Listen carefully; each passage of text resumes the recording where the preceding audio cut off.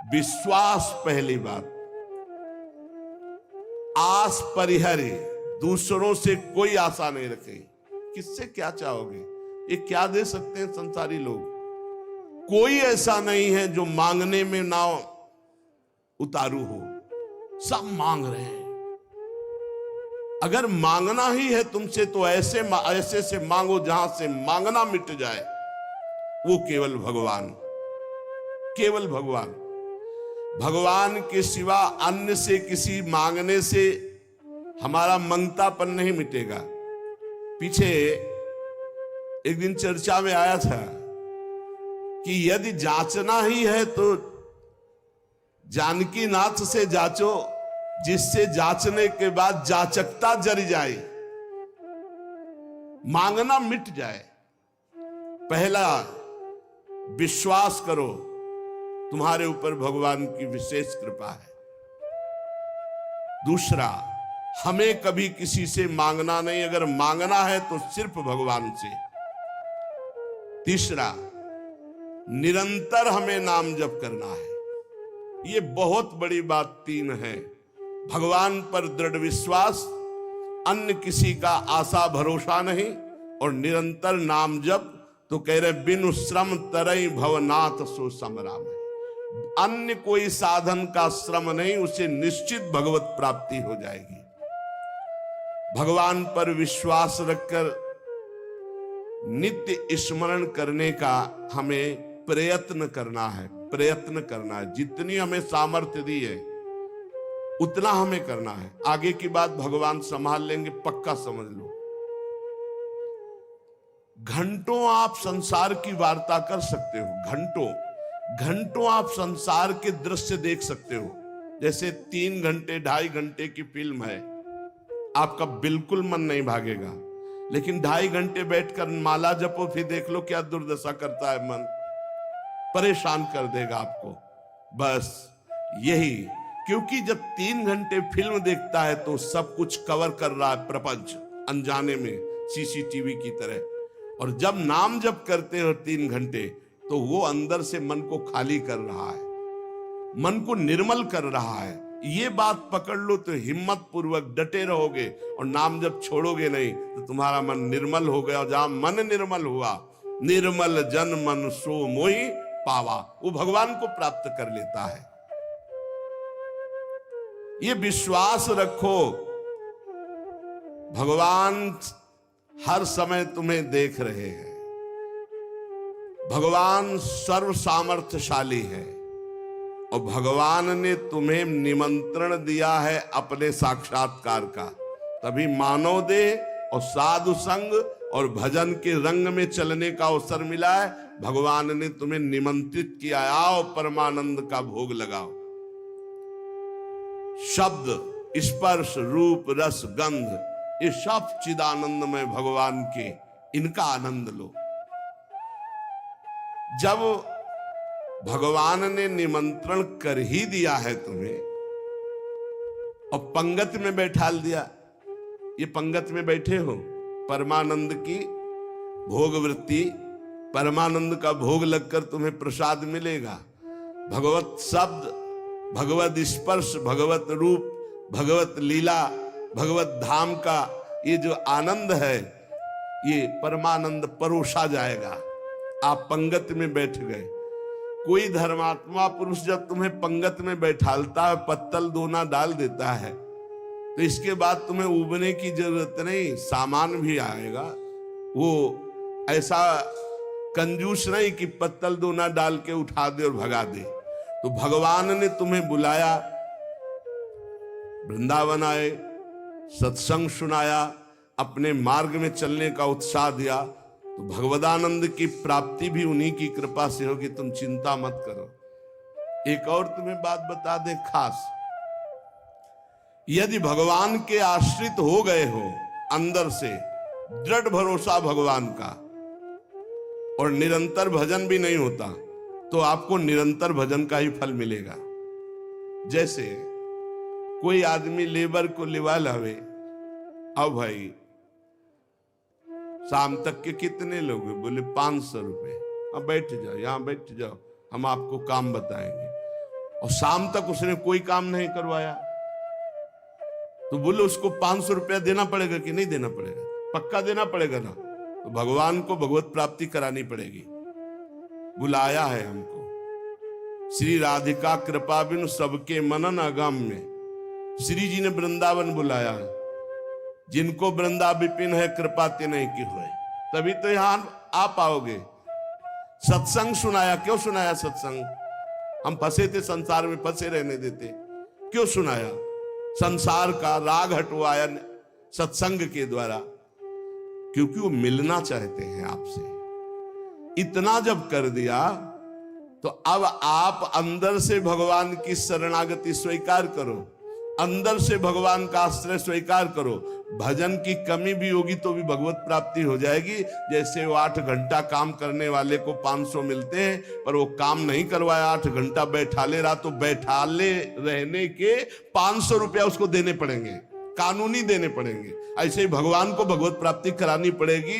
काहू के बल भजन को, काहू के आचार और व्यास भरोसे कुंवर के सुवत पाँव। आपने बुलाया है हमको, अगर आप ना घसीटते तो हम जैसे थे संसार में, देखो संसार में अपने आप में सब रमे हैं, वैसे ही हम भी रमे थे। आपने घसीटा, जब आपने घसीटा तो भगवत प्राप्ति आपको करानी ही पड़ेगी। ये हमको कहने की जरूरत नहीं, वो सत्य सच्चिदानंद है, वो करवा ही देंगे। परंतु अपने को अपने विश्वास में अटल रहना चाहिए। कल एक साधक प्रश्न कर रहे थे कि कई वर्ष नाम जप करते हो गए, अभी विकार नहीं गए, तुम कई वर्ष की बात करते हो, 2-4 वर्ष की बात करते हो। जब तक भगवत प्राप्ति नहीं हो जाती तो ये विकार धीरे धीरे कम होते हुए चिंगारी रहते, खत्म नहीं हो जाते। ध्यान रखना है, हम पूरी बात अपने अनुभव की कह रहे हैं। ये चिंगारी रहते हैं, छोटे छोटे बिंदु, और अगर फूस मिल जाए तो चिंगारी को ज्वाला बनने में देर नहीं लगती। भ्रम में मत रहना, बिना भगवत साक्षात्कार के निर्विकार स्थिति नहीं होती। निर्विकारता दिखाई देती है, पर रहते हैं विकार छोटे छोटे बिंदुओं में, और जहां उसको संयोग मिला तो सिंधु होने में देर नहीं लगती। इसलिए आजीवन सावधान। भगवत प्राप्ति के लिए अन्न जल त्यागने की आवश्यकता नहीं है। बहुत बड़े महापुरुषों के वचन ध्यान से सुनना। अन्न जल का त्याग कर देने से भगवान के दर्शन नहीं हो सकते। अगर होते होते चलो भाई अन्न जल का त्याग कर दो तो भगवान मिल जाए, ऐसा नहीं है। ऐसा कोई शास्त्रीय नियम या संतों ने नियम नहीं बनाया आज तक कि आप अन्न जल का त्याग कर दो तो भगवान मिल जाएंगे। एक अहंकार और हो जाता है, वो अहंकार ना होने पावे। अगर हम फलाहार रहते हैं तो भजन के लिए रहते हैं, हर समय हमारा सात्विक भाव बना रहे और निरंतर भजन बने, बढ़िया बात है। पर ये अहंकार ना हो जाए कि ये तो अन्न पाते हो, मैं फलाहारी हूं, 10 भगवत प्राप्ति में बड़ी बाधा अहंकार है। निरंतर भजन और दैन्य, अगर रोटी दाल पाने से होता है तो आराम से पाइए, उसी से भगवत प्राप्ति हो जाएगी। श्री भगवान की कृपा भजन से अनुभव में आती है, अन्न जल त्यागने से नहीं। भगवान के दर्शन भजन से होते हैं। जितना भजन करोगे भगवद आश्रित होकर, उतने नजदीक आप पहुंचते जाओगे भगवान के। एकादश स्कंद में 9 योगेश्वर जन कहते हैं, जैसे भूखे आदमी को एक एक कवल भोजन तो तुष्टि पुष्टि क्षुधा निवृत्ति होती जाती है, ऐसे ही एक एक भजन, एक एक नाम जप संसार से वैराग्य, स्वरूप का ज्ञान और भगवान से प्रेम, ये एक एक भजन में होता जाता है। तो अब जैसे कई दिनों का भूखा है, 1 2 4 कवल पवा के रोक दो तो कुछ अनुभव नहीं होगा और भूख व्याकुल।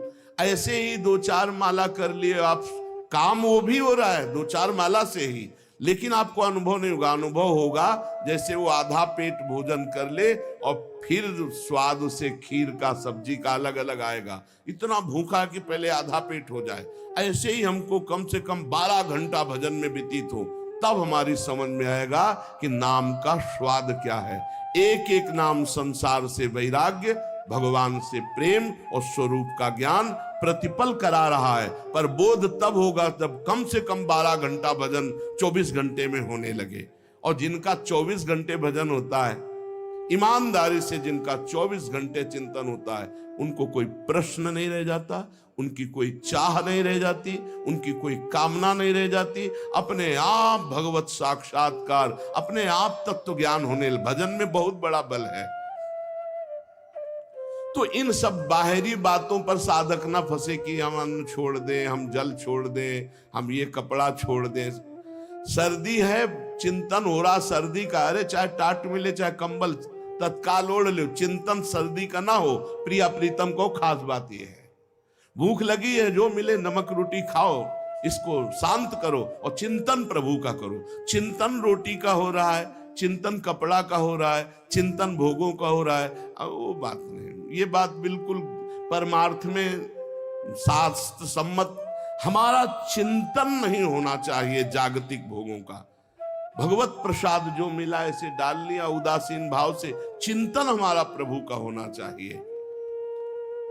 भगवत दर्शन में प्रधान भजन करते हुए जब भगवान से मिलन की व्याकुलता होती है। अभी कहां मिलन की व्याकुलता है? भजन, खास बात भजन है। जितना देर भजन करोगे उतने आप उज्जवल और पवित्र होते चले जाओगे। आपको पता नहीं होता कि आप कितनी ऊंचाई पर चढ़ रहे हैं। जब कोई अपराध बनता है और वो खो जाती है वृत्ति, तब लगता है कितनी ऊंचाई की वो वृत्ति थी, मेरे से गलती हो गई तो देखो वृत्ति खो गई। सहज धारा भगवत चिंतन की, सहज धारा, कोई विक्षेप नहीं, कोई चाह नहीं। और जहां अपराध बन गया तो बाधित हो जाती। कई तरह का अपराध होता है। मैं बहुत भजनानंदी हूं और इनमें तो भजन नहीं, रुक जाएगा आपका भजन। किसी से अपने को मिलाना, उसको अपने से नीचा देखना, मारे गए, आपका भजन रुक जाएगा। किसी की निंदा कर देना, किसी की ऐसी चेष्टा करना कि उसके भजन करने वाले हृदय में दुख पहुंच गया, अब आपका भजन अवरुद्ध हो जाएगा। ना कोई चेष्टा, ना कोई निंदा और ना कोई मिलान किसी से करना है। हर समय देखना है हमारे ऊपर भगवान की विशुद्ध कृपा है, सब संतों की कृपा है, चराचर जगत की हमारे ऊपर कृपा है, सब श्रेष्ठ है, हम सबसे लघु। अब भजन आपका निरंतर चलेगा। अनन्य भजन में ना तन की शुद्धि रह जाए और ना मन की शुद्धि रह जाए। मन भी बेशुद्ध हो जाता है। अभी हमारा मन नहीं लगता तो मन की शुद्धि है, भजन की नहीं। ध्यान रखना।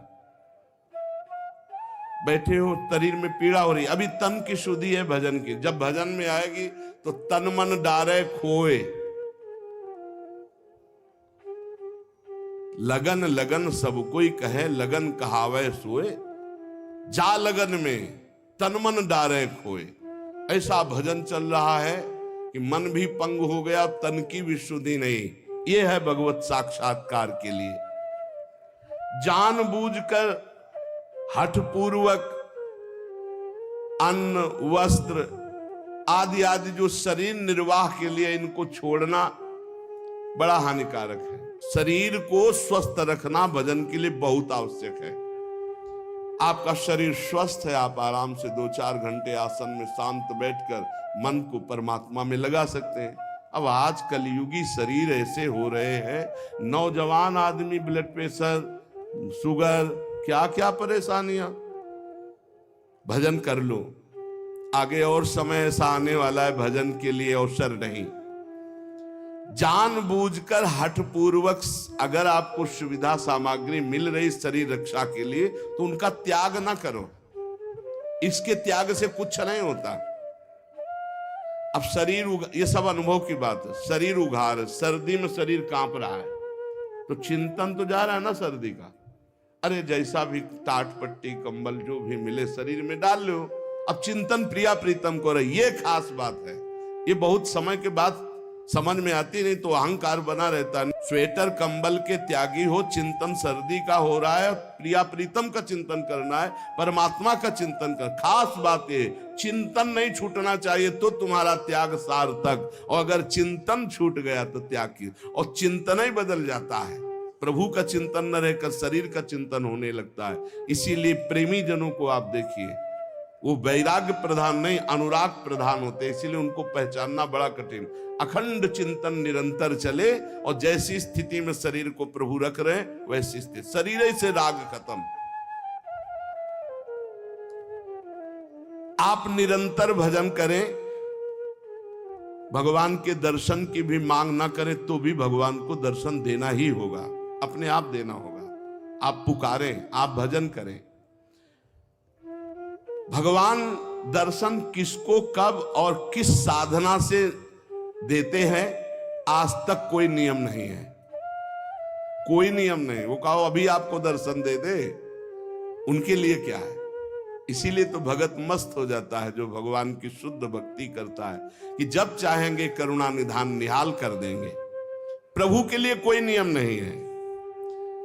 भगवान जब जहां जिसके ऊपर कृपा करे, बहुत भगवान कृपालु है, और आज तक जिनको मिले हैं वो बहुत सरल सहज स्वभाव वालों को मिले। ये जितनी बुद्धि लगाने वाले लोग हैं इनको बहुत दौड़ना पड़ता है, और जो सहज सरल होते हैं भगवान उनको मिल जाते हैं। भगवान जिनको मिलते हैं कैसे होते, सरल चित्त, संत सरल चित्त जगत हित, जान स्वभाव सने। बहुत सहज इनका स्वभाव, कोई छल कपट नहीं, चित्त में निरंतर भगवत स्मृति। भगवान मिले मिलाए हैं यार, भगवान अंदर ही बैठे हैं, वो सब देख रहे हैं। जब भगवान से चित्त जुड़ जाता है, निरंतर भगवत स्मृति होती है, तो भगवान बिना प्रार्थना के आके दर्शन दे जाते हैं। अर्थात उनके दिमाग में, उनके नेत्र में, उनके हृदय में श्री भगवान ही बसे रहते हैं। अपरिमित दयालु भगवान है, अपरिमित दयालु। उनका स्मरण करते हुए निश्चिंत हो जाओ, न दर्शन की चिंता करो न कल्याण की चिंता करो, वर्तमान में उनका स्मरण न छूटे। ये बात पकड़ लो, कोई चिंता मत करो, सब ठीक हो जाएगा, वर्तमान में भजन न छूटे। भगवान तुम्हारे जीवन में वही विधान करेंगे जिससे तुम्हारा मंगल होगा। कड़ुआ विधान भी हो सकता है, पर विधान का फल बड़ा मंगल होगा। ऐसा निश्चय करके शांत हो जाओ, चिंता मत करो, भय मत करो। श्री भगवान की कृपा को देख देख कर तुम रुदन करोगे आनंद में, ऐसे वो कृपालु है। चित्त में विषाद आ जाना, चिंता आ जाना, भय आ जाना, पाप कर्म का फल है। ध्यान करना, तुम्हारा चित्त विषाद युक्त हो रहा है, भयभीत हो रहे हो, चिंता है, तो कोई पाप कर्म आपने किया है। वर्तमान में भजन करने वाले को भूतकाल का पाप कर्म चिंता शोक भय नहीं दे सकता, पक्का विश्वास रखना। वर्तमान का पाप चिंता शोक भय देता है। इसलिए भगवान के चिंतन का ऐसा तारतम्य बनाओ कि कोई पाप संकल्प ही न बने, कोई पाप कर्म ही न हो, कोई वासना ही न हो। महापापाचार्य, पापाचरण करने वाला बोले नहीं, महापापाचरण करने वाला और निर्वधि। कोई सीमा नहीं है कि कितना पाप कर, पाप में ही रहता है। असीम पाप करने वाला, निर्वधि असीम पाप करने वाला। महादुर्मति सते, सैकड़ों प्रकार की दुर्मति है। दुर्मति, कुमति, जो नाना प्रकार के असत आचरण कराती है, ये सबके अंदर रहती है दुर्मति। किसी को भजन सत्संग के प्रभाव से बहुत कम मात्रा में असर में आती है, और जिनको सत्संग नहीं मिला, भजन नहीं हो रहा, तो दुर्मति का ही राज्य रहता, वो समझ नहीं पाते। सुमति तो किसी किसी के हृदय में जागृत होती है। महापापाचारी है और सैकड़ों प्रकार की दुर्मति के द्वारा असत कार्य करने वाला है। और महाकाम क्रोधाद्यति परवसे दंभ वपुसी, गजब कर दिया। कामी नहीं, महाकामी है, क्रोधी है, इंद्रियों के परवश है और दंभ धारण करता है भक्ति का, नाटक करता है भक्ति का। ना सत्संग, सत्संग से भी मतलब नहीं रखता, सत्संग में भी नहीं जाता। महाधर्म विमुखे, धर्म से भी विमुख हो गया है। पर कहीं उसको ये बात समझ में आ जाए कि अब मेरा कल्याण तो सिर्फ भगवान के धाम में ही आश्रय लेने से होगा, और वृंदावन धाम का आश्रय आवास स्वीकार कर ले और अनन्य हो जाए वृंदावन का, तो ऐसे का भी परम पद पर आरूढ़ होना निश्चित है, निश्चित। ये बड़ी गजब की बात है। साधनहीन, पापाचारी, सैकड़ों प्रकार की दुर्मति वाला, महाकामी, क्रोधी, दंभी, पाखंडी है, सब दोष हैं। पर उसने एक नियम ले लिया कि अब आजीवन वृंदावन वास करेंगे, अब हमसे कुछ होने वाला नहीं। तो निश्चित उसको सत्संग मिलेगा, निश्चित रजरानी की कृपा से उसका परिवर्तन होगा, और यहां शरीर छूटा तो परम पद को प्राप्त होगा। ये धाम की महिमा है, ये अमोघ है। धाम का प्रभाव अमोघ है, विश्वास कर लो। एक कलिकाल है, साधन बल से भगवत प्राप्ति होना बहुत कठिन है।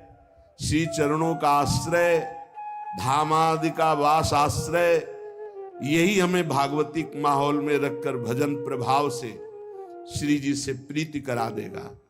ऐसे जगत में यदि हम प्रियालाल से विमुख है, धाम आदि का आश्रय नहीं लिए, तो देख लो ऐसी माया फैली हुई है, पूछो मत। श्री विग्रह भगवान के अर्चावतार के सामने सर झुकाना, संतों के सामने सर झुकाना, गुरु के सामने सर झुकाना, माता पिता के सामने सर झुकाना, ये तो हमारे सनातन धर्म की बहुत प्राथमिक स्थिति है, नहीं रह गई। कुछ जो सत्संगी हैं, श्री विग्रह को देखा तो प्रणाम, संतों को देखा तो चलते फिरते भगवान के मंदिर है, प्रणाम। माता पिता प्रातः काल उठ के रघुनाथा, मात पिता गुरु नामय माथा। साधारण सनातन धर्म की रीति नहीं रह गई। फिर भक्ति रीति, फिर नियम निष्ठा, फिर अध्यात्म की ऊंचाई, तो बहुत दुर्लभ बात है। कैसा भी व्यक्ति क्यों न हो, अगर भगवत प्राप्ति करना चाहता है तो ना धामवास हो पावे तो एक दो दिन के लिए, महीना दो महीना में जरूर आ जाओ। इससे आपकी आध्यात्मिक पावर शक्ति बढ़ेगी, आपका उत्साह बढ़ेगा, आपको भगवत प्राप्ति की लालसा मिलेगी। श्रीपाद कह रहे, अत्यंतोद्धत धावदिंद्रिय गणो या सर्वदा असत्पथे, वे कस्मिन् निमिषे पिना स्मृत महानंदाब्धिराधा प्रियः, सद्धर्मैः सदुपासनैर्विरहितस् त्यक्तोऽखिलैः सद्गुणैर्, हा हा सोऽहमनल्पमोह उपयाम्येकं तु वृंदावनम। हा हा, ऐसे का कैसे कल्याण हो सकता है। अत्यंतोद्धत धावत इंद्रिय गणों, बड़ी उद्धत होकर प्रचंड बलवान इंद्रियां और मन ये भोगों में भाग रहे हैं। सब कोई देख लो, बहुत धोखेबाज हैं, दोस्ती का वादा करके दुश्मनी का काम करते हैं। पहले हमें सिखाते हैं कि देखो इसमें बड़ा सुख है, अगर ये वस्तु, ये व्यक्ति, ये स्थान, इसका संयोग प्राप्त कर लो, इसे भोग लो, तुम सुखी हो जाओगे। जीवात्मा इनकी सलाह में आ गया है, इसीलिए बंधन को प्राप्त हो गया। नहीं तो निर्मल है, इसमें कोई विकार नहीं है, चैतन्य घर है, ये तेजो स्वरूप, इसको कोई बांध नहीं सकता, पर सुख के लोभ से बंध गया। हमारा बंधन क्या है? सुख लेने की लालसा, सुख भोगने की चाह से इन उद्धत बलवान इंद्रिय और मन ने हमको अपना गुलाम बना लिया। चाहे जितने विद्वान हो, चाहे जितने पढ़े लिखे हो, चाहे जितना सत्संग सुनो, चाहे जितना प्रवचन कर लो, अगर भजन नहीं है, खास बात समझ लेना, तो ये इंद्रियां मन बहुत प्यार से फंसाते हैं। हमें उस समय विवेक से काम लेना चाहिए कि ये भोग तो सारा जगत भोगता है। ऐ मन, ऐ इंद्री, अब नहीं, अब तो हम प्रभु के चरणों की प्राप्ति के लिए चल पड़े, अब असत क्रिया नहीं। बस उस समय विवेक काम नहीं करता, बुद्धि ये सलाह देने लगती, चलो कुछ 5 ही मिनट की तो बात है, फिर भजन कर लेना, यमुना स्नान कर लेना, अमुक पाठ कर लेंगे, पाप नष्ट हो। ऐसे साधकों को भ्रष्ट करते हैं। संसारियों को तो जो गिरे हुए हैं उनको क्या गिरना, लेकिन जो अच्छे हैं, चलना चाहते हैं, उनको भी अत्यंतोद्धत धावत इंद्री गणों या सर्वदा असत पथे। ये इंद्रियां, ये मन ऐसा मिठास पैदा करते हैं कि जीवात्मा स्वीकृति दे देता है, चलो। अब वो बेचारा इंद्रिय और मन के उसमें फंसा हुआ दुर्गति को प्राप्त होता है। नरक आदि भोगना, जेल भोगना, ना कुछ तो अंदर जलन पैदा हो गई, अशांति, चिंता, शोक, भय। पक्का समझ लेना, जब तक ये इंद्रियां और मन सुख का प्रलोभन देकर तुमसे दस्तखत कराते रहेंगी, स्वीकृति करते रहोगे, तब तक ये बंधन मिटने वाला नहीं। श्रीपाद कह रहे हा हा सोह मन अल्प मोहा, अर्थात बहुत बड़ा मोह हमारे अंदर है, छोटा नहीं है। क्या? हम इंद्रिय और मन की सलाह में आ जाते हैं। हम सब बड़ी सलाह बुद्धि देती है फंसने की, निकलने की सलाह नहीं देती। बहुत बार हो चुका, आपकी बार नहीं, अब नहीं, ऐसा नहीं, बार बार। इसे तृष्णा कहते हैं। भोगे हुए भोग को पुनः भोगने की इच्छा का नाम तृष्णा है।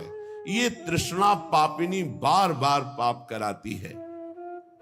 एकस्मिन् निमिषेपि ना स्मृत महानंदाब्दि राधा प्रिया।